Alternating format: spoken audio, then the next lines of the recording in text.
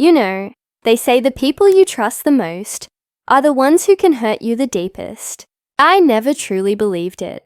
Not until it happened to me. My name is Olivia, and I thought I had the perfect life.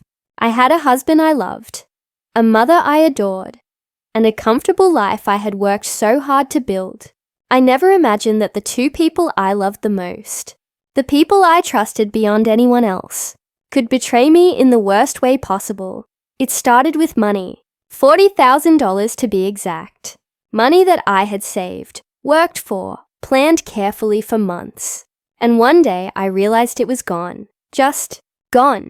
I confronted my husband first. He smiled that charming, innocent smile of his and told me, "Maybe you misplaced it, Olivia. Don't stress." But I knew better.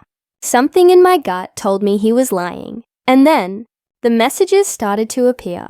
Little hints, tiny coincidences that I initially dismissed, until the day I saw them, clear as daylight.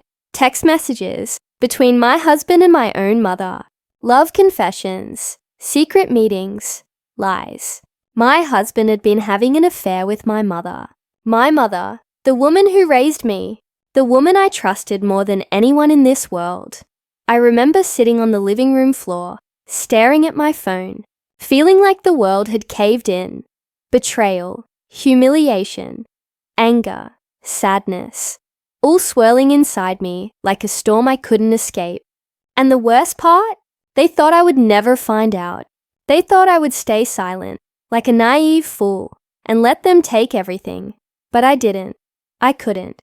And that was the moment I decided I wasn't going to be their victim.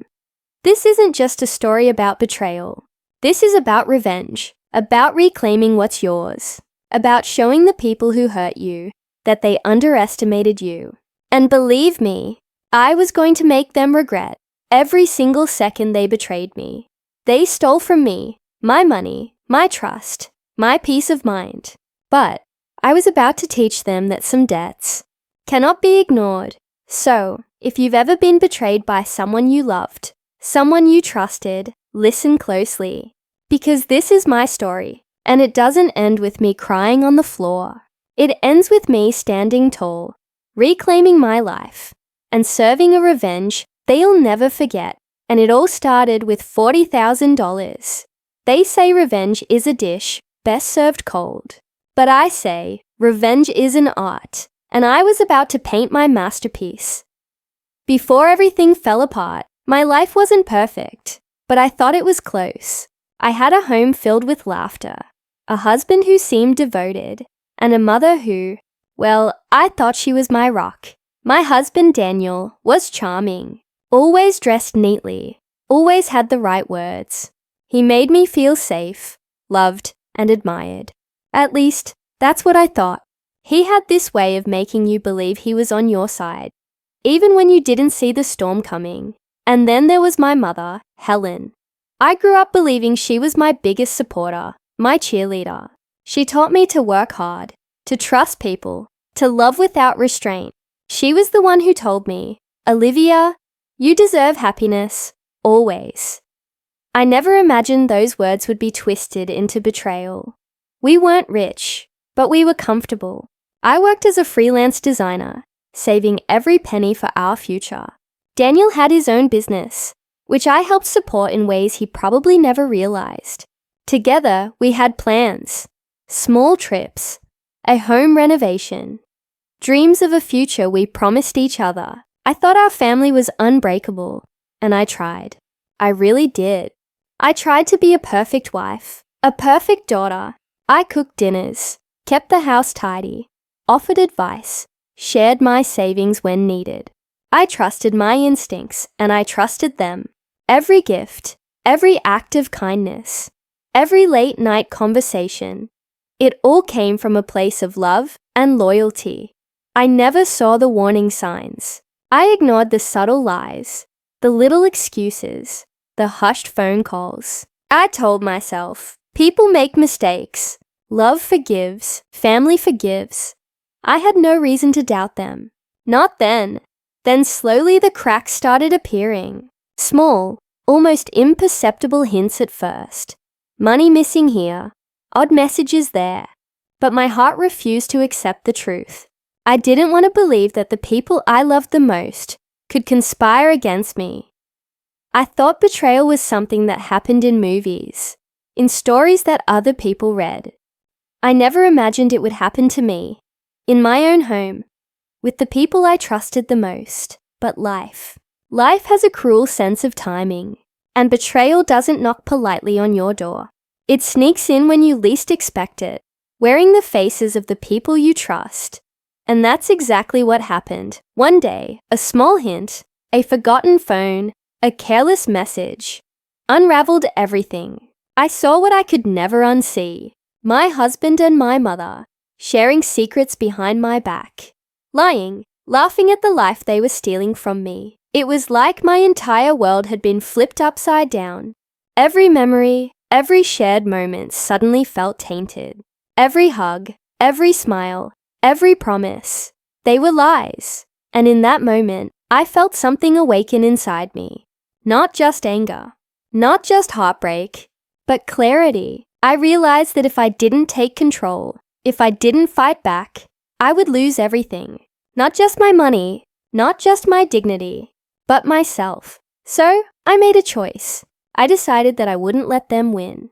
Not Daniel, not Helen, not anyone. I would survive this, and I would reclaim everything they stole from me. And I was willing to go to lengths they could never imagine to make sure they paid for what they did. Because betrayal might break your heart, but revenge can break everything else. I'll never forget the day I found out the truth. It started with something small, an extra notification on Danielle's phone. I didn't think much of it at first, just curiosity. But then, one message caught my eye. A name I recognized instantly. My mother's name. At first, I thought it was impossible. There had to be some mistake. But as I read, the words hit me like a punch to the chest. Endearments, secret plans, private jokes, messages between my husband and my mother that no daughter should ever read. My heart raced. My hands shook. And for a moment, I couldn't breathe. It wasn't just words. There were photos, receipts for gifts, little evidence of meetings and trips they had taken together, all while pretending to be loyal to me. And then the money, my money, $40,000 gone, taken without a word, spent in secret, hidden from me like I was nothing. I confronted Daniel first. I remember standing in our living room, holding the phone like evidence in a court of law. "What is this?" I asked, my voice trembling. He looked at me, shocked, then tried to smile. The same charming smile I once fell in love with. "Olivia, it's not what it looks like," he said. But I knew every word he said was a lie.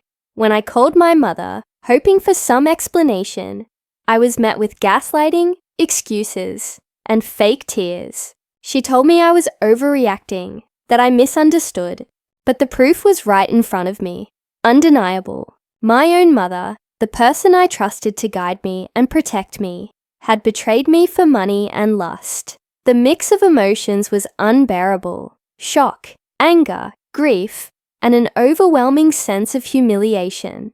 I felt exposed, like everyone I knew could suddenly see the cracks in my life. And worst of all, they thought they were clever, thinking I would never find out, thinking I would just accept it and let them walk away with everything. I wanted to scream. I wanted to cry. I wanted to disappear. But then something inside me shifted. The pain didn't just make me collapse. It fueled me. It made me realize that I couldn't trust them. Not now, not ever. And if I let this go, if I let them continue thinking they could control me, I would lose everything that mattered, including myself. That night, as I sat alone, I replayed every moment, every smile, every word, and realized just how deep their betrayal ran. And I made a silent promise to myself. I would not be a victim. I would not let them get away with this. They had stolen from me, yes, but they had also underestimated me. And that was their biggest mistake. After discovering the betrayal, The days that followed felt like walking through a nightmare I couldn't wake up from. Everywhere I looked, I saw reminders of their lies. The home that once felt safe now felt like a trap. Every photo, every gift, every memory, tainted. I couldn't trust my own instincts anymore. Every time Daniel smiled at me, I wondered what he was hiding. Every time my mother called, I braced for another lie. The people I loved the most had become strangers overnight. Strangers who had stolen not only my money, but my sense of security. Friends tried to comfort me, but how do you explain betrayal on this scale? How do you tell someone that your husband and mother, the two people who promised to protect you, are the ones who destroyed you from within? I couldn't speak. I couldn't cry. I just felt numb, sitting in my own house, pretending everything was okay, while the anger slowly simmered inside me. But it wasn't just anger. It was clarity. I realized something crucial. These people weren't just cruel. They were arrogant. They believed I was weak, that I would break, that I would beg, cry, or simply vanish while they got away with everything. They underestimated me, and that arrogance was the only thing I needed. I spent hours alone, going over every detail, replaying their actions, their words, their careless mistakes. That's when I started seeing the cracks in their armor, the overconfidence, the greed, the arrogance that made them think I wouldn't notice, wouldn't fight back. It was all there, laid out in front of me, and for the first time since discovering the betrayal, I felt something I hadn't felt in weeks. Control. I realized I didn't have to react in anger or desperation. I didn't have to confront them immediately. I could be patient, I could be strategic, and I could take back everything they stole from me, and then some. I started jotting down notes, keeping track of every transaction, every message, every lie. I observed their habits, their routines, how they interacted with each other. Every small piece of information became a weapon in my mind. For the first time since the betrayal, I smiled. Not because I was happy, but because I knew something they didn't. They had underestimated me, and that was a mistake they would pay for. This wasn't just about the money anymore. It was about justice. It was about showing them that betrayal comes with consequences, and I was ready to make them face every single one of them. Once the initial shock faded, I realized that revenge couldn't be rushed. It had to be precise, calculated, and undeniable. This wasn't about petty arguments or yelling matches. It was about reclaiming my life and making them pay for underestimating me. I started by observing them. Every move, every conversation, every lie. Daniel thought I hadn't noticed his secret texts, his small withdrawals from our account, the way he avoided eye contact. My mother believed her manipulations were flawless, that her fake tears and excuses would keep me silent. Both of them were wrong. I began documenting everything, carefully, meticulously. Receipts, messages, bank statements, social media posts, even casual remarks they made in front of friends. Every detail could be used against them. If they had thought they were clever, they had no idea I was smarter. But I also realized that a direct confrontation wouldn't be enough. I needed a plan that would hit where it hurt the most, socially, financially, and emotionally. I needed to expose them in a way that left no room for excuses, no chance for forgiveness. I started imagining scenarios. What if I let their friends and colleagues know? What if I showed the evidence to people they trusted, proving the betrayal they thought was hidden forever? And most importantly, how could I get my $40,000 back while making sure they felt the weight of their actions? I decided the first step would be subtle. I couldn't afford to make a mistake. Every move I made had to be precise, calculated, and untraceable. I began planting seeds. Small, seemingly innocent questions. Casual comments in conversations that would later make them nervous. Expose their lies, or create cracks in their alliance. I also thought about timing. Revenge without timing is just rage. I needed the perfect moment when their arrogance would be at its peak, when they would least expect me to strike. That's when their betrayal would feel real, unavoidable, and utterly humiliating. And while planning, I reminded myself constantly, this wasn't about vengeance for the sake of anger. It was about reclaiming power. It was about teaching them a lesson they would never forget. I wasn't going to be a victim anymore. I was going to be the storm they never saw coming.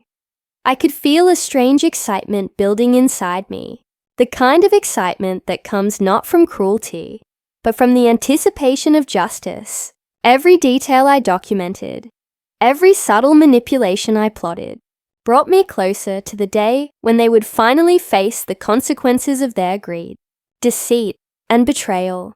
And I knew one thing for certain. Once I made my move, there would be no turning back. This wasn't just about money or lies. It was about showing them that betraying me had a price, and I intended to collect it in full.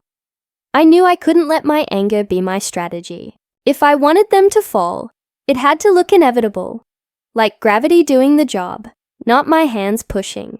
So I built the illusion of coincidence. I let things happen around them that felt natural, harmless, until the pieces began to slide into place. First, I tightened the paperwork. I sat at my kitchen table for hours, running everything through again.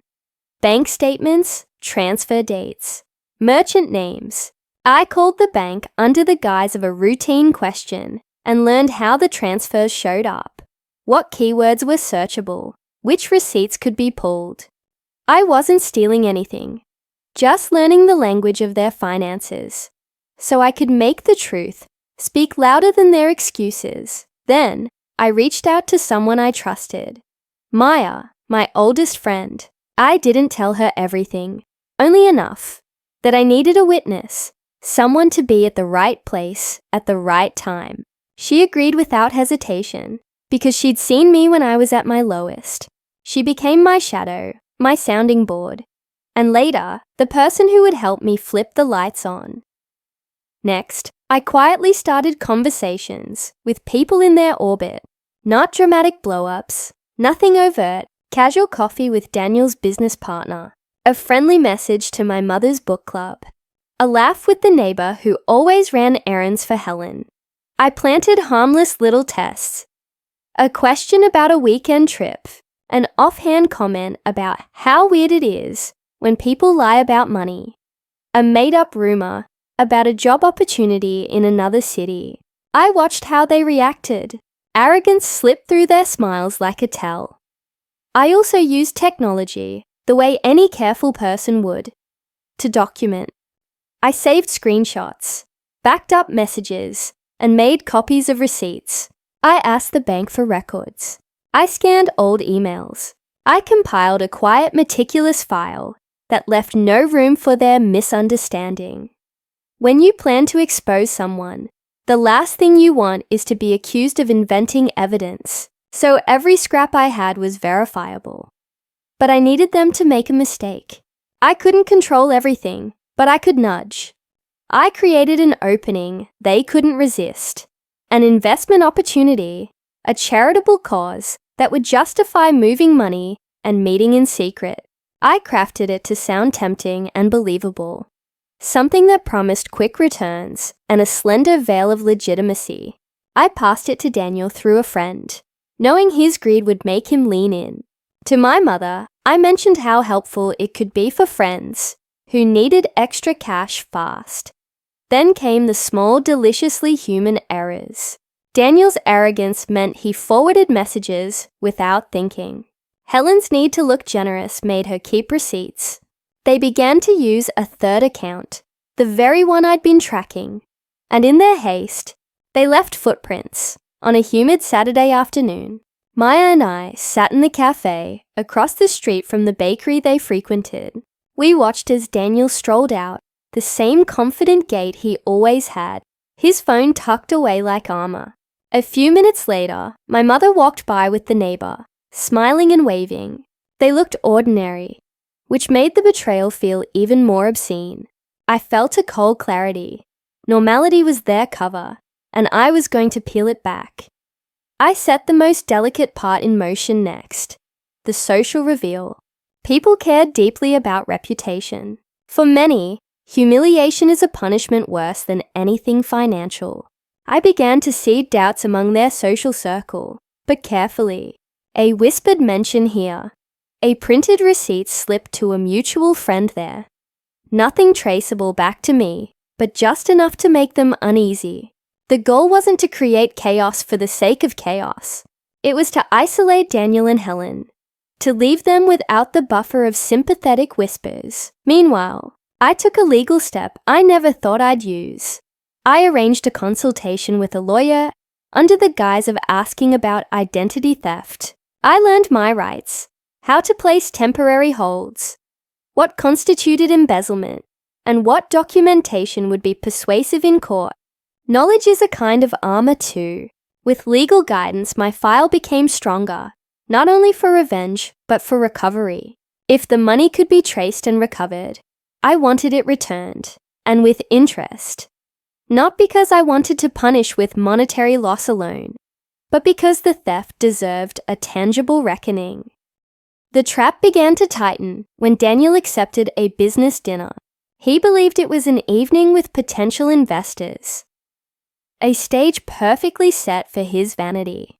I arranged for that investor to be an old colleague of his, whom Daniel respected. I didn't reveal everything to my colleague. I only made sure he would ask the kinds of blunt questions that would make Daniel uncomfortable. I wanted him to slip. At the dinner, in a dim restaurant where the lighting favored drama, Daniel talked fast and big. He mentioned numbers he shouldn't have mentioned in public, names tied to receipts I had already found, and the colleague, honest and practical, asked him where some funds had come from. Daniel laughed it off, but his voice wavered. Small people tremble when caught.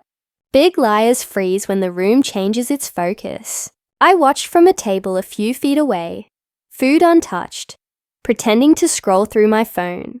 Every flinch, every poorly timed joke was an admission. While social tension built, I made sure the financial trail was undeniable. I placed calls, filed forms, requested statements. The bank sent confirmations to my email. I printed them. I found a pattern. Months of micro-withdrawals that led to larger transfers, timed around trips and lunches. The $40,000 wasn't a single theft, but a series of small betrayals disguised as carelessness. That cruelty, eroding trust in tiny ways, revealed their method and their cruelty. The final piece was the public trigger, the moment I knew would change everything. I couldn't simply confront them at home. That would let them gaslight me in private. I decided to let the truth surface, where everyone they cared about could see it. So I scheduled a small gathering, a brunch that was, on paper, a celebration for a mutual friend. I invited people they would never expect me to gather, people whose opinions mattered. Daniel's business partner, the neighbor, members of my mother's book club, and a few colleagues. The invitation was casual. The menu was light. The mood was supposed to be warm. That was intentional. On the day, I arrived early and placed copies of the documentation on a small stack near the hostess stand. Receipts, screenshots, bank printouts.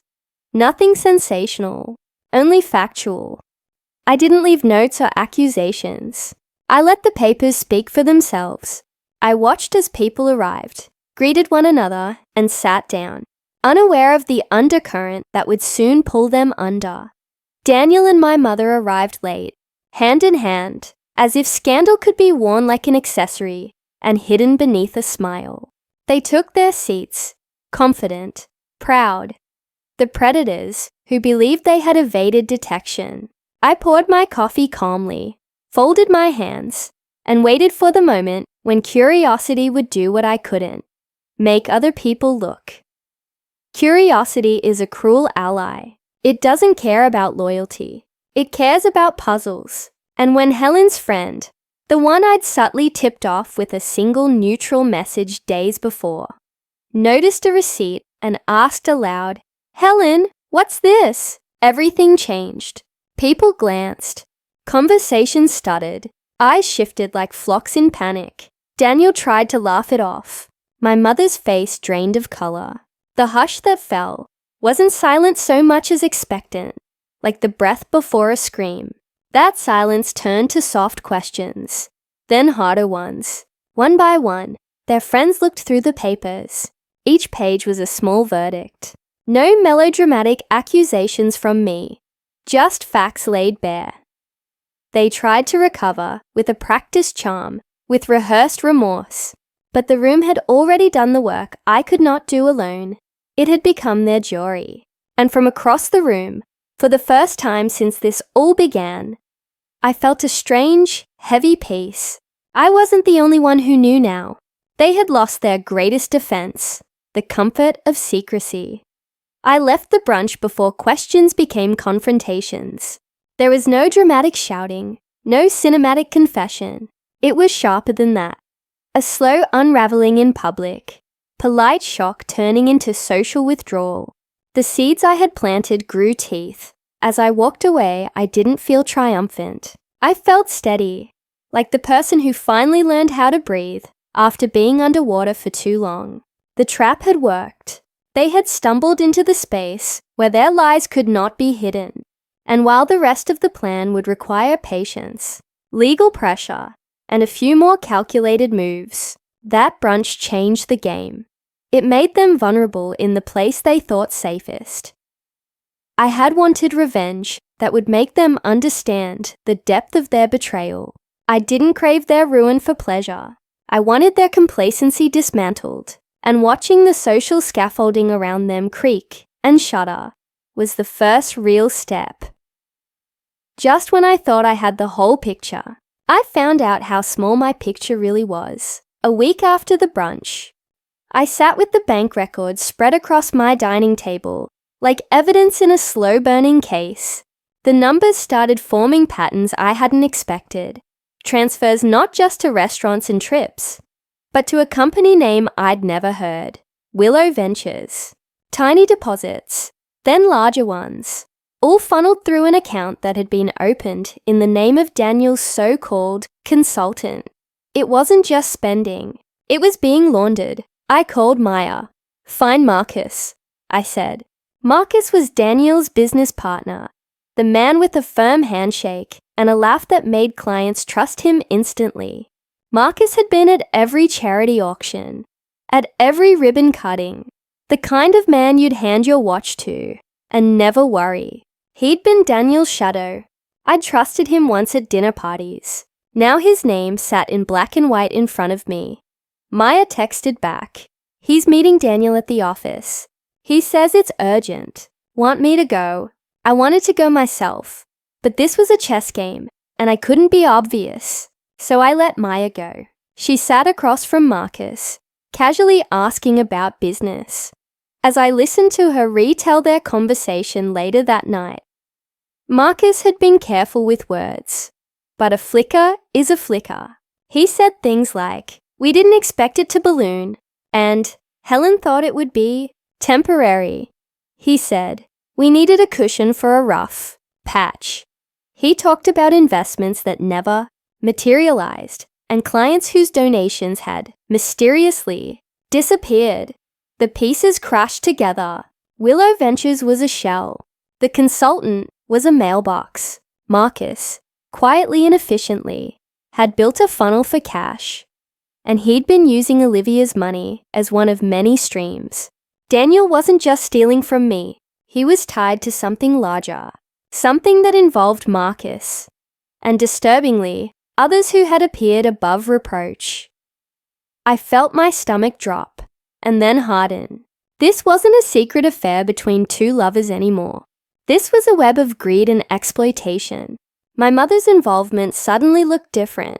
Not simply lust or spite, but a deeper compulsion to secure herself in a scheme she'd convinced herself was temporary. Helen had been flirting with power and money, and when it grabbed hold, she let it pull her under.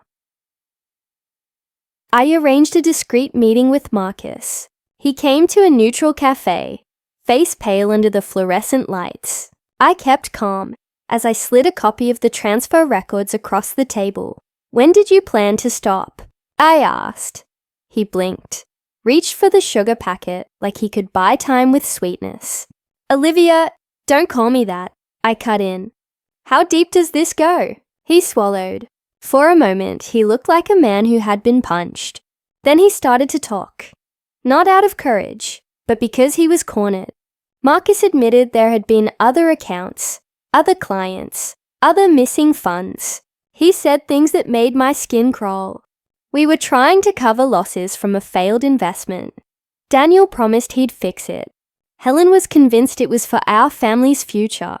He tried to pin it on desperation, on fear, on panicked decisions. What Marcus didn't know was I had already spoken to a lawyer. What he didn't know was that the bank records I had printed included transactions from other people's accounts, elderly clients, charity funds, even a local non-profit where Marcus volunteered.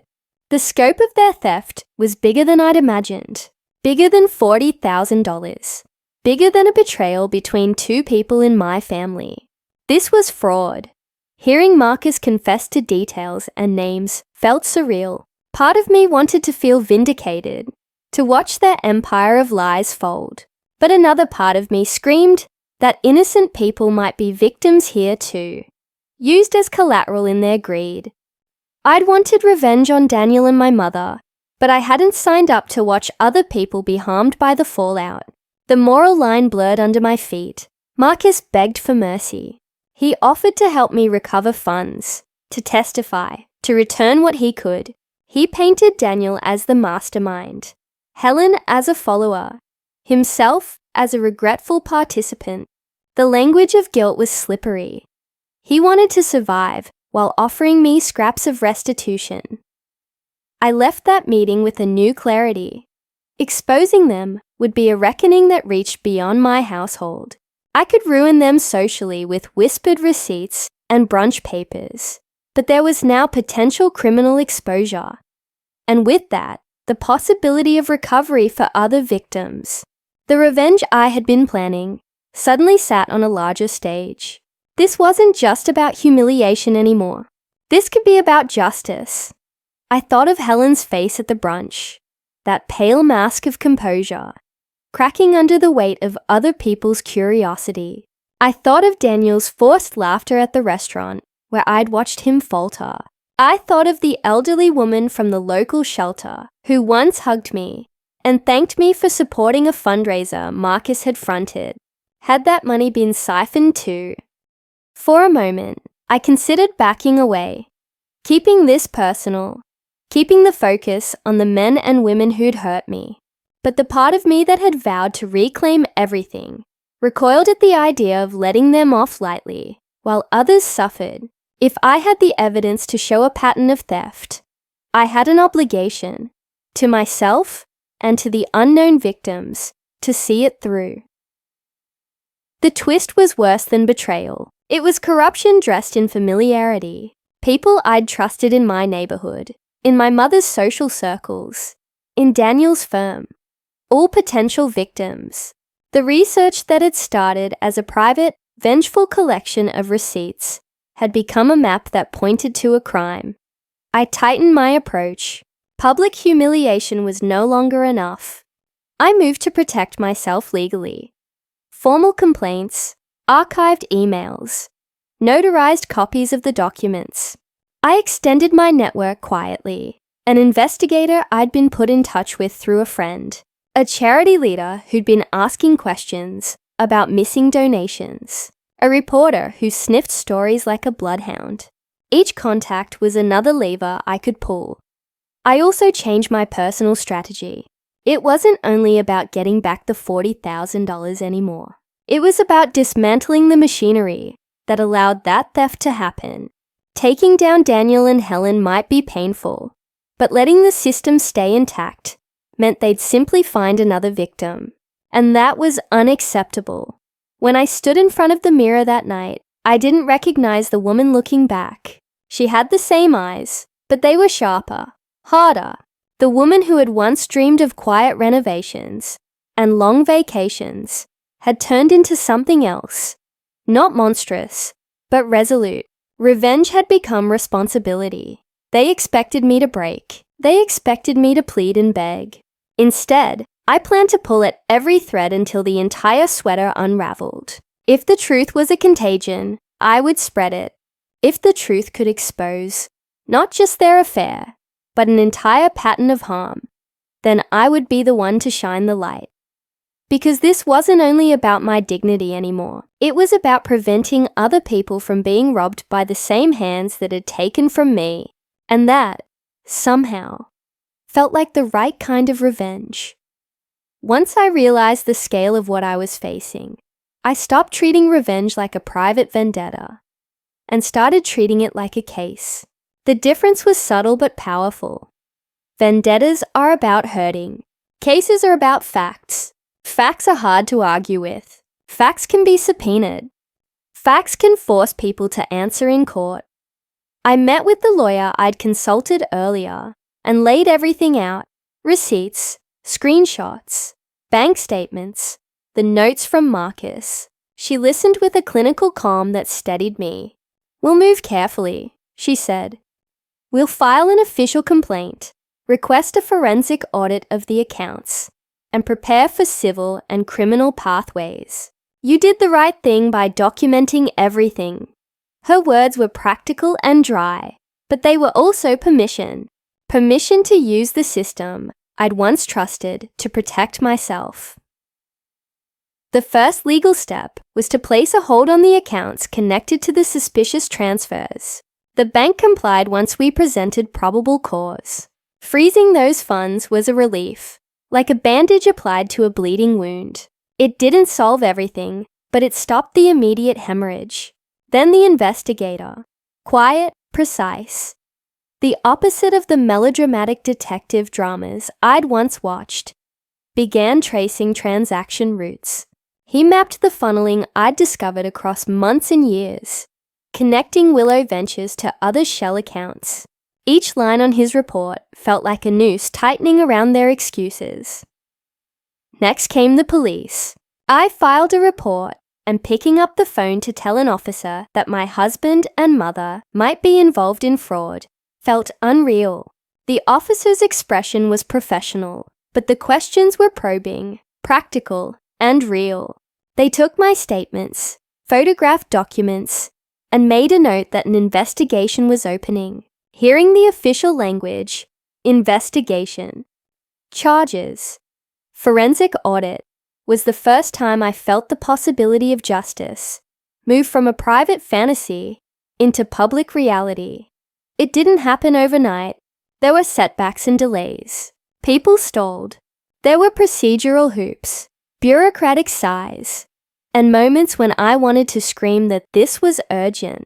But I had learned patience. I had learned that slow, relentless pressure is often more effective than a shouted outrage. One weekend, there was a knock on my door at dawn. It was the kind of early morning moment you only see in films. Police at the curb, neighbors peering from curtains. I watched from the hallway as officers entered Marcus's condo, and later, as they left with boxes. I didn't celebrate. It felt more like watching a long nightmare being photographed into evidence. But with each box taken, each file documented, the truth became less deniable. As the investigation widened, so did the social consequences. People who had once smiled at Daniel at business mixers now avoided eye contact. Helen's book club members called meetings without her. Friends who had once been neutral began to ask questions. Social media, which had been a place of petty updates and vacation photos, turned into a public ledger. Rumors met facts, and facts met pressure. A client who had been suspicious about missing funds reached out to the police.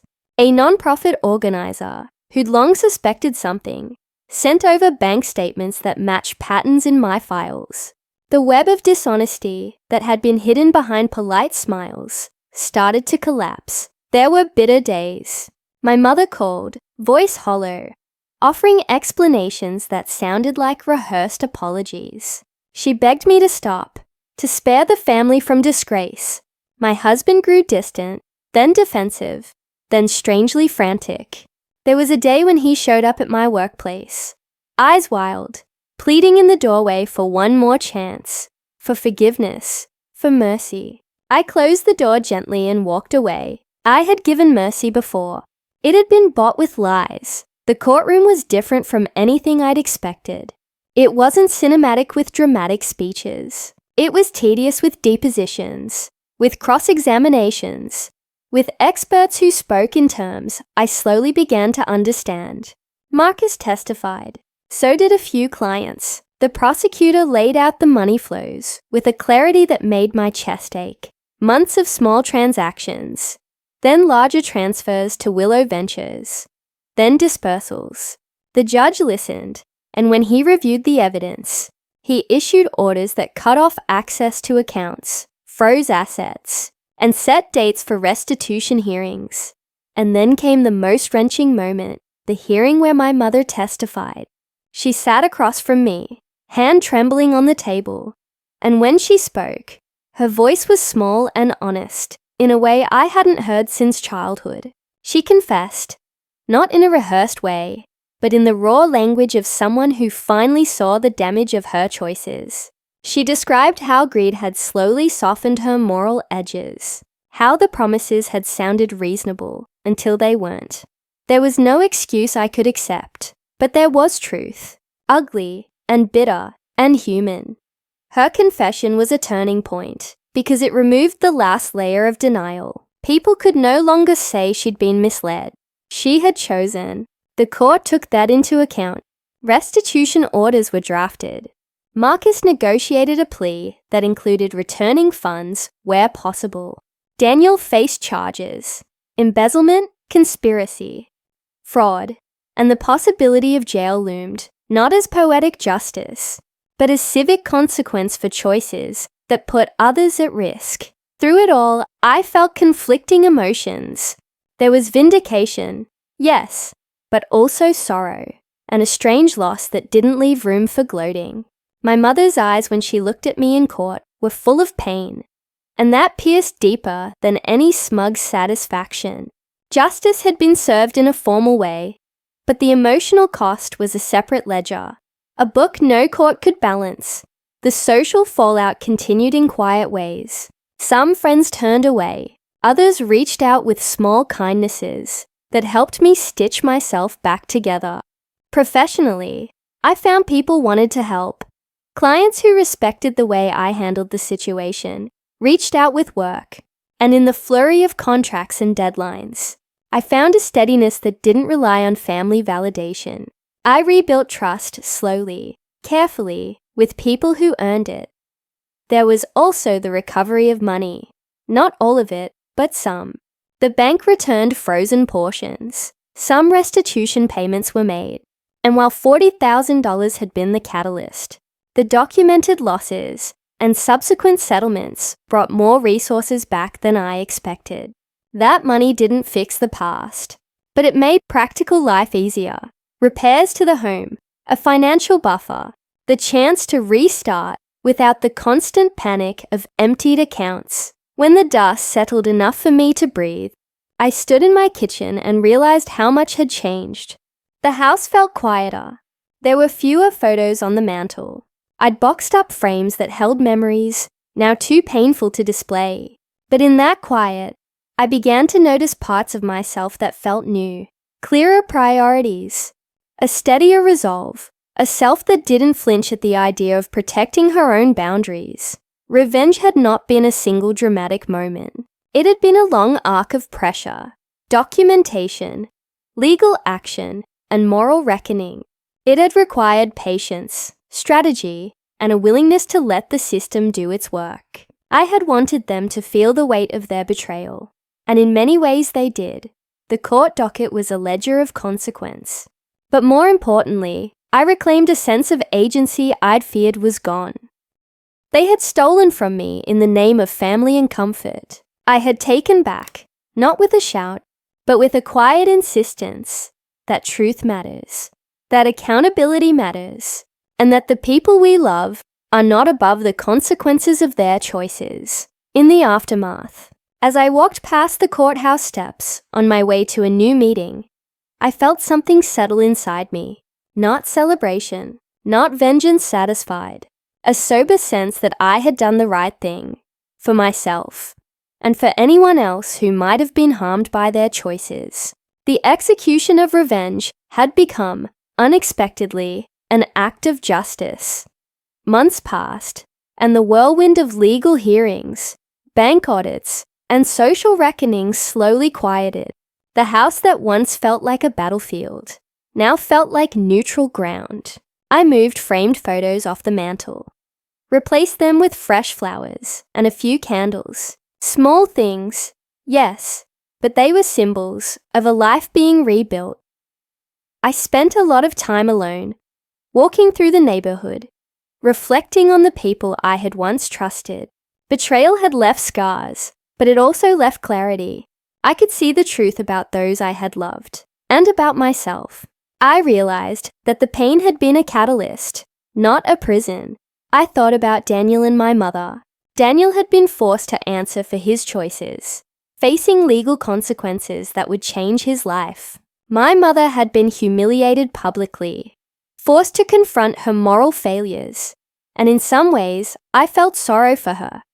But it was a sorrow tempered with understanding. People make choices, even terrible ones, but those choices have consequences, and I had made sure they faced theirs. As for me, I learned that revenge was not about cruelty. It wasn't about making them suffer for the sake of my anger. Revenge, when done thoughtfully, was about reclaiming power. It was about setting boundaries. It was about showing myself that no one, no husband, no mother, no one, could dictate my life or rob me of my dignity. Without accountability, I rebuilt my life piece by piece. Financially, I regained stability. Emotionally, I began to trust myself again. Professionally, I dove back into my work with renewed focus, connecting with clients and friends who valued integrity, honesty, and respect. And slowly, I stopped thinking about Daniel and my mother every day. I stopped letting their betrayal define me. They had been a chapter, a dark and painful chapter, but not the whole story. I had the pen in my hands now, and I was writing the next chapter myself. Sometimes I would see them in town or hear their names whispered among mutual acquaintances. There was a strange satisfaction in knowing that their carefully constructed lives had been shaken, not ruined completely, but enough for them to understand that their actions had consequences. They had learned in the hard way that betrayal has a price. And me, I had learned something too. I had learned the importance of vigilance, of trusting instincts, of standing up for myself even when the people closest to me try to take everything away. I had learned that revenge, when tempered with intelligence and patience, could be a tool for justice rather than a weapon for destruction. Sitting by my window one evening, watching the sunset paint the sky in gold and crimson, I realized how far I had come. The pain was still there, yes, a faint echo in the back of my mind, but it no longer controlled me. I had reclaimed my life, my dignity, and my peace of mind. And for the first time in months, I felt truly free. I knew one thing for certain: no one would ever betray me like that again. Not Daniel, not my mother, not anyone. And if they tried, I had the strength, the knowledge, and the resolve to face it head on. This was more than revenge. This was empowerment. This was survival. And this was the life I chose to live. From now on my terms. By the time the dust settled, I had realized something important. Life doesn't always give you closure, but it gives you choices. I chose to reclaim my life. I chose to turn betrayal into strength. I chose to take control when others tried to strip it away. Sitting in my newly quiet home, I reflected on everything I had endured: the lies, the stolen money, the affair that cut deeper than any wound I'd known. But I also reflected on the strength I had discovered in myself. Strength I didn't know I had until I needed it. Strength that allowed me to act, to plan, to survive, and ultimately to thrive. Revenge, I realized, isn't about cruelty or humiliation. It's about reclaiming power. It's about sending a clear message. You cannot take from me without consequences. And it's about protecting yourself and others from those who believe they are above accountability. People often think betrayal breaks you, but it doesn't have to. Betrayal can awaken a clarity you never knew existed. It can reveal who you are when stripped of illusions and forced to face reality. And in that clarity, you can make choices that rebuild you, piece by piece, stronger than before. I no longer feared the memories of Daniel or my mother. I no longer felt the weight of their lies pressing down on me. Instead, I felt freedom. The freedom that comes when you refuse to be a victim. When you use your intelligence, your patience, and your courage to turn the tables. To anyone watching, anyone listening, anyone who has ever been betrayed by the people they love most, remember this. You are stronger than you think. You have the power to reclaim your life. You have the right to demand justice, in whatever form it takes. And you deserve to walk away with your dignity intact. And as for me, I've taken back what was mine. I've learned to trust myself again. I've built a life where my boundaries are respected, my worth is recognized, and my choices are my own. Betrayal tried to break me, but instead, it forged a version of me I am proud to be.